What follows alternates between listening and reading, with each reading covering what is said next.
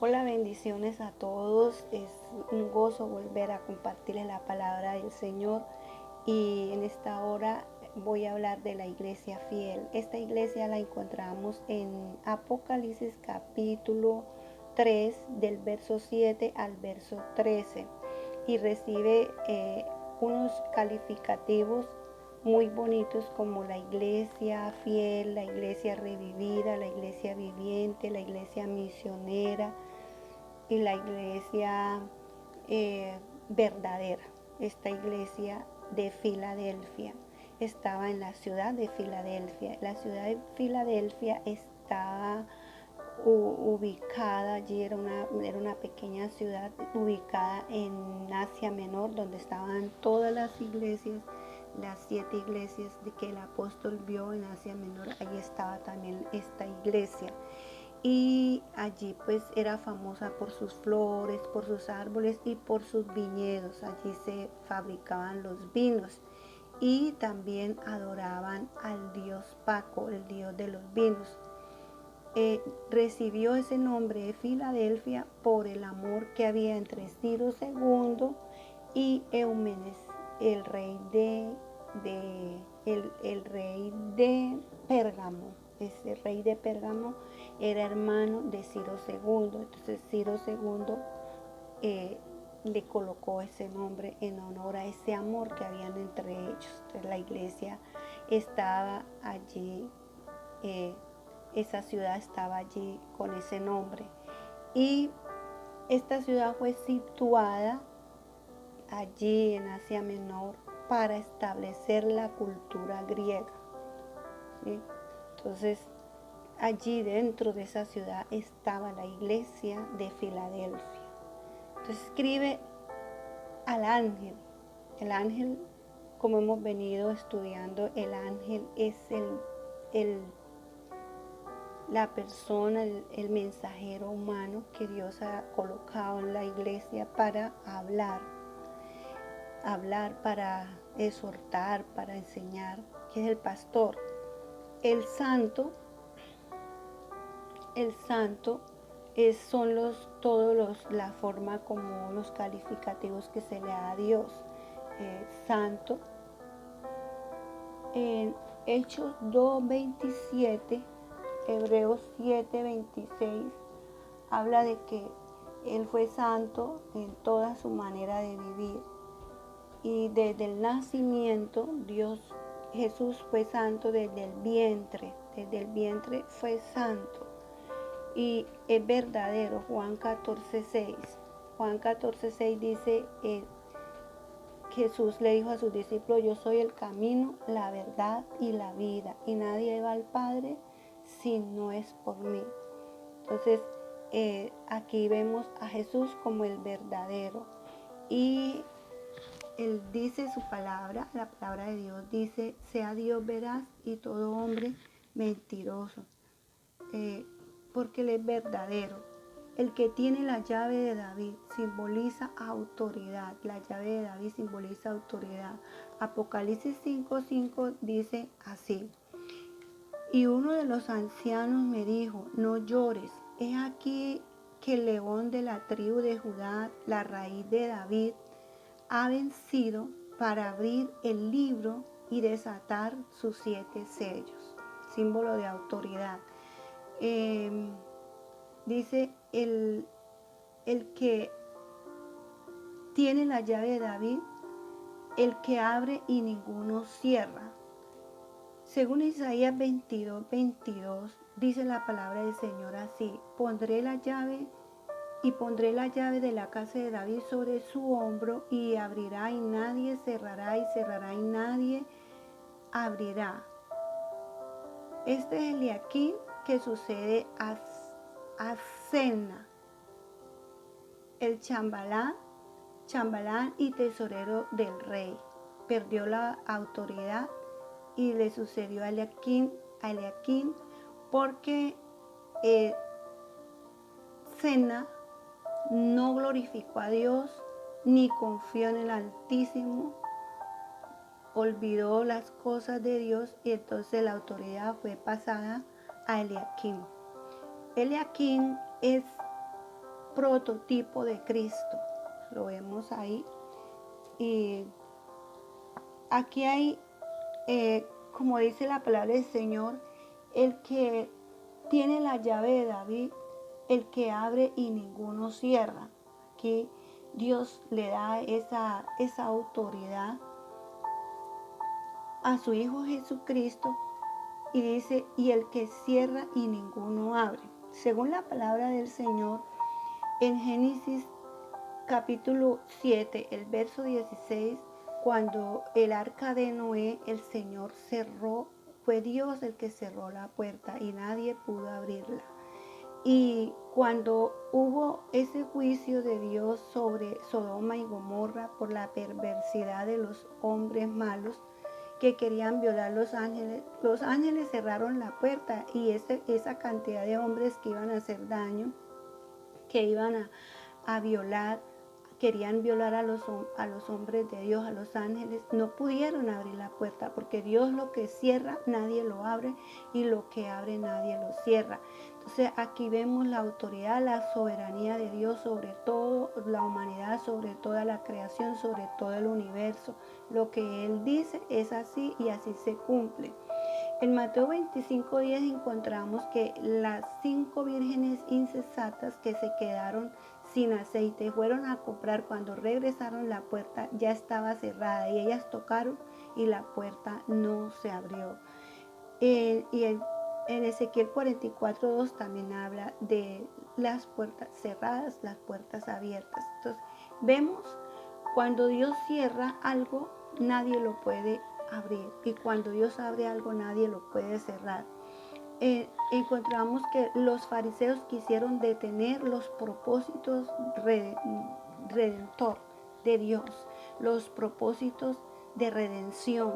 Ellos quisieron, en Mateo 23:13, Jesús los exhortó fuertemente porque ellos ni aceptaban a Cristo, rechazaban sus enseñanzas, rechazaban su doctrina, pero el Señor los reprendió porque ellos no dejaban, ni conocían a Dios, ni lo seguían, ni tampoco permitían que nadie se acercara a Jesús y lo siguiera. Hacían mucha persecución, mucha burla, mucha oposición al Señor. Entonces, cuando el Señor resucitó el hijo de la viuda, resucitó a Lázaro, cuando el Señor sanó a la mujer de flujo de sangre, limpió a los leprosos, cuando el Señor multiplicó los panes y los peces, cuando el mismo Jesús se levantó de la tumba, ¿quién le impidió? ¿Quién impide todos los milagros? ¿Quién pudo impedir todos los milagros que Él hizo? Nadie, porque cuando Él abre una puerta, nadie la puede cerrar. Y el Señor así les dio a entender a ellos, a los fariseos y a los escribas, que lo que Él ha establecido así se cumple. Y hoy pues Dios tiene esa puerta abierta para nosotros, que es la palabra del Señor, que la entendemos, que Él nos da esa claridad de la palabra del Señor, y también esa puerta abierta para nosotros predicar el Evangelio con la autoridad de Dios, para enseñar los caminos de Dios. Dice el verso 8, yo conozco tus obras. El Señor, según Jeremías 16:17, los ojos del Señor lo ven todo. Dice, he aquí he puesto una puerta abierta delante de ti, la cual nadie puede cerrar, porque aunque tiene pocas fuerzas, has guardado mi palabra y no has negado mi nombre. Allí los los cristianos de la iglesia de Filadelfia estaban tristes, estaban en un momento difícil. Ellos tenían un momento de tribulación, de angustia, porque habían perdido muchos misioneros, muchos compañeros, muchos hermanos en Cristo, y ellos pues se sentían angustiados por la persecución. Pero así con persecución, con problemas, con dificultades, con necesidades, con escasez, ellos siguieron predicando y no negaron la fe. Seguían hablando del Señor Jesucristo, seguían anunciando el nombre del Señor. Dice que aunque tiene pocas fuerzas, no has negado mi nombre. Dice, has guardado mi palabra y no has negado mi nombre. Entonces el verso 9 nos dice, aquí yo entrego de la sinagoga de Satanás a los que se dicen ser judíos y no lo son, sino que mienten. He aquí, yo haré que vengan y se postren a sus pies y conozcan que yo te he amado. O sea que aquí Dios les habla a la iglesia, a los hermanos de la iglesia en Filadelfia, que los judíos, aquellos que estaban allí, que eran mentirosos, que se burlaban de los cristianos, que tenían una fe falsa, que no eran verdaderamente judíos, tenían en poco las cosas de Dios, iban a llegar rendidos a los pies de los cristianos de Filadelfia. Posiblemente ellos se salvaron, posiblemente, porque Dios es grande en misericordia, y si se postraron a sus pies y si se humillaron, Dios los perdonó. Si pidieron perdón, si llegaron rendidos pidiendo perdón, Dios los perdonó y los salvó, porque Dios dice que un corazón contrito y humillado, Dios no lo desprecia.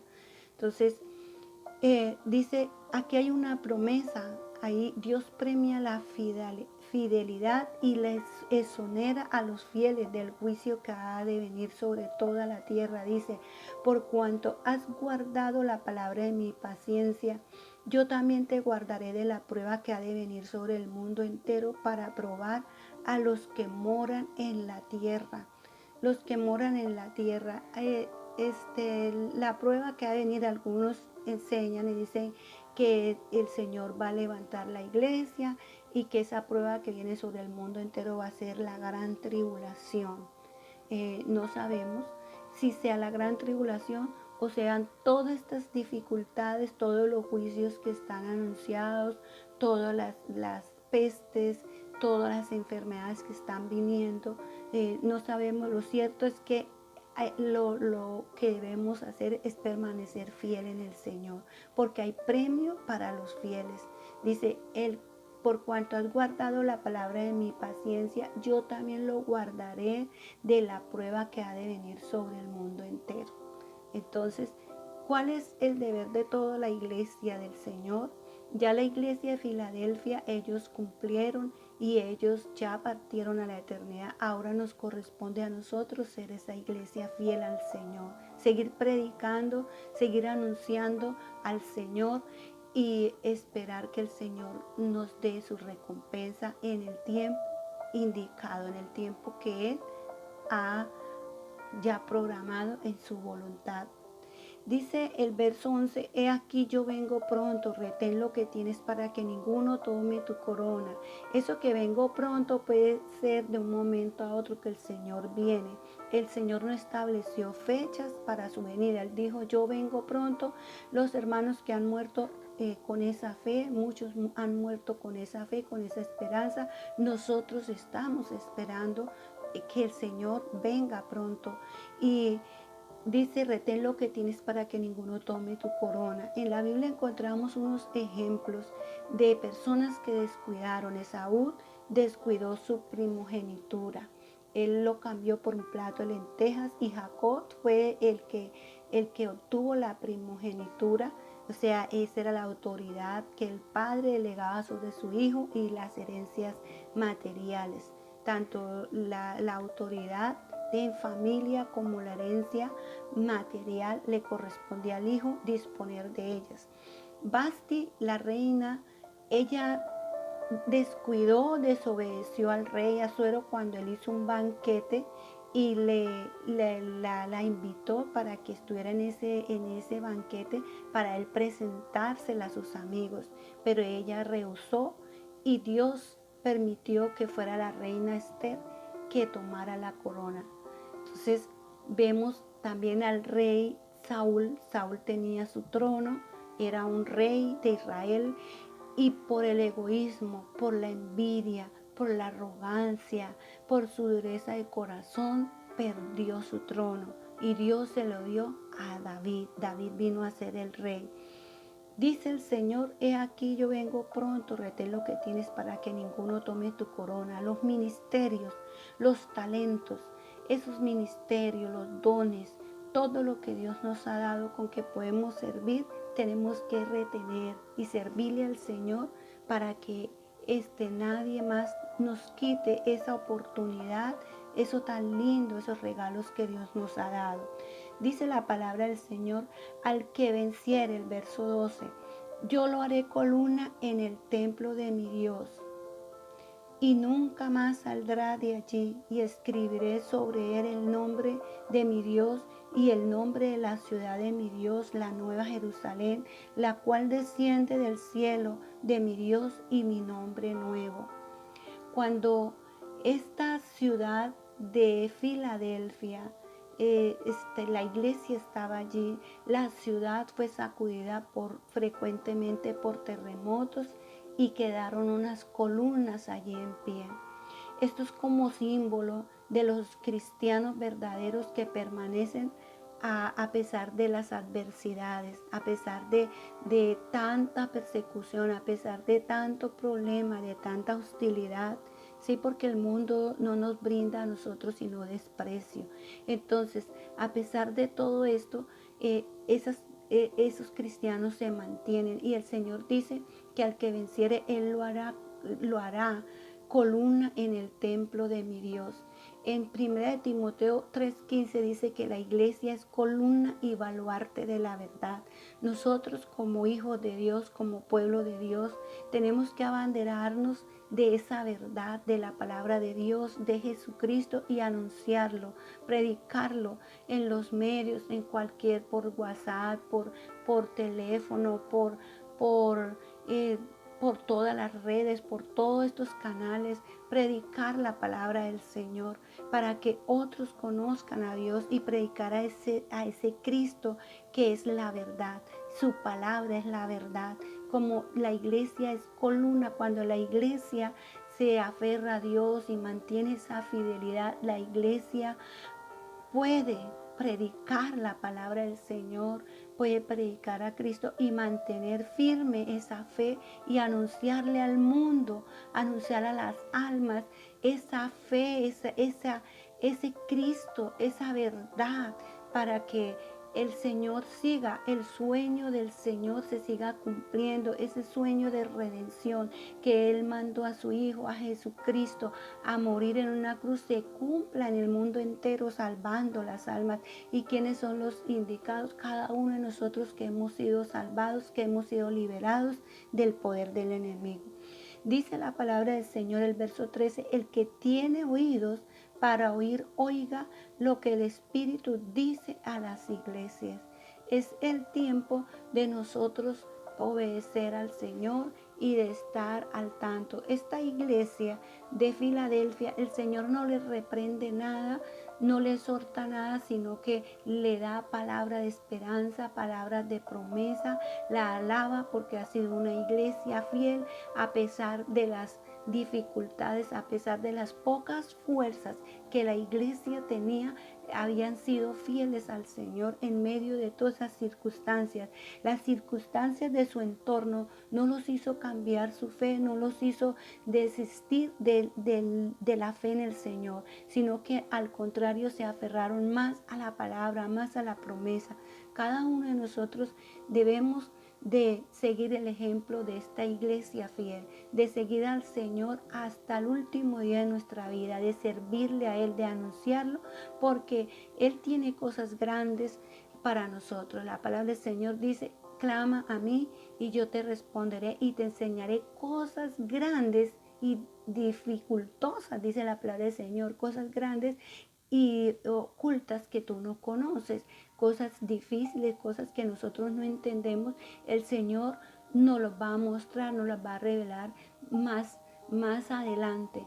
Y Dios quiere que nosotros sigamos predicando para que los sueños de redención se sigan cumpliendo en todo el mundo, porque el Señor ama al mundo. El Señor ama las almas y quiere que las almas acepten ese plan de redención. Él quiere perdonarlos, Él quiere salvarlos, Él quiere limpiarlos con su sangre.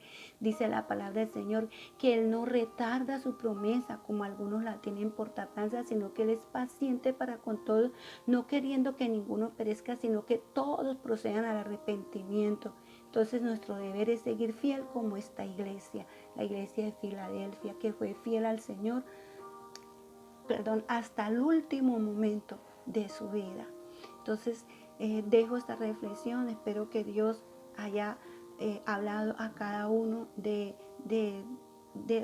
nosotros en esta palabra, y voy a orar por cada uno. Padre Santo que estás en los cielos, gracias Señor por este maravilloso momento, gracias por las almas que te conocen, por aquellos que están nuevos, que están caminando contigo, Señor. Ayuda a los que, Señor, a los que se van a bautizar, ayúdalos, Señor, a bajar a las aguas. Señor, ayuda a aquellos que están comenzando, en el nombre de Cristo Jesús. Amén y amén. Bien, amados hermanos, Dios les bendiga, amigos. Un abrazo para todos, el Señor les guarde.